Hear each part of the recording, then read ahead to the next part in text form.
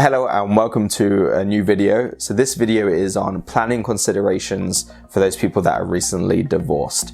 Divorce can be an extremely challenging time in somebody's life, but it is very common. So it's important that we understand what are some things that we need to make sure that we look out for to make sure that we get it right.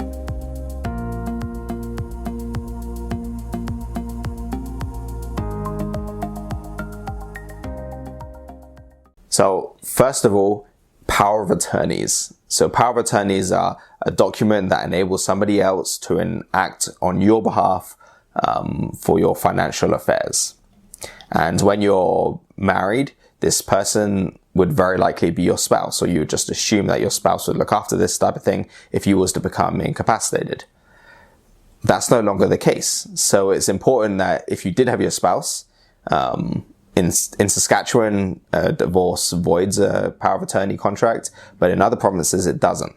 So make sure that your power of attorney, if you have one, is up to date. And if you didn't have one, now might be a good time to create one because you no longer have your spouse to rely on for that. A divorce negates any gifts or any appointments that were made inside of a will. So if you had your spouse as your executor, well, that's no longer valid. So it would be prudent to redo your will, make sure not only about the executors, but make sure the people who should be beneficiaries are the right beneficiaries and things like that. But this is really an opportunity to take a new look at your will and determine what you want and the outcomes that you want from your estate. Now for insurance. So it's important to make sure your insurance needs are met and the insurance is still appropriate.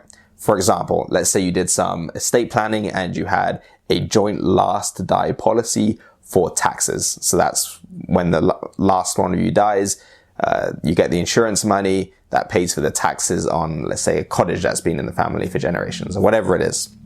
That policy might no longer work for the new circumstances you find yourself in. Maybe this cottage has been split. Maybe it's been sold. Maybe there's a whole bunch of considerations and a lot that happens around a divorce. So it's important that once the dust settles, to relook over your insurance, over the insurances that you have. And the next one is still an insurance, and it has its own spot because it's so important. And that's disability insurance. When you was married, if one of you was to get sick, it might have been the expectation that the other one, maybe you still had income, and it wouldn't have been such a major blow to your family unit. Now that's not the case. Now if you're sick and you're the sole earner, that you're sick and you can't work. So to make sure that you have enough disability insurance in place, if you take nothing else from this, just make sure that's the case, especially if you still have children that you have to look after, or parents to look after, ensuring that if something happens to you, that you still be able to live, that you'll still be provided for.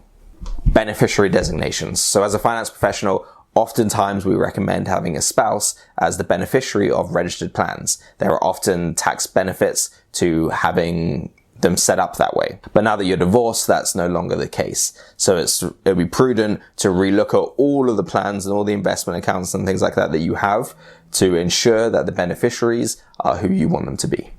And this final one is something that should be the lawyer's job, but as I've seen it get missed. So it's important that you're aware of it so that, at least you're thinking about it, because ultimately you pay the price if this doesn't go right.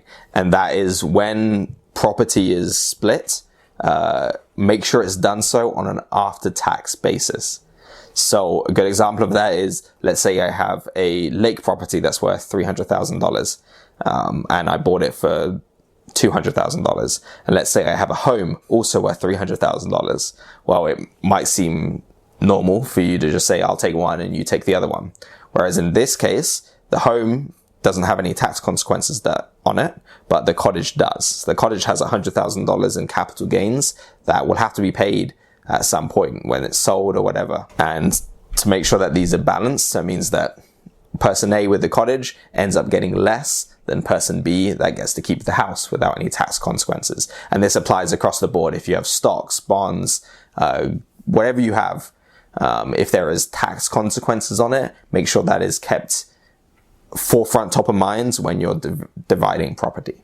So this is just a few financial planning considerations that you should look at if you're going through or have been through a divorce. It's really just making sure that everything is where you want it to be and revisiting those pesky little things that seem to fall through the cracks.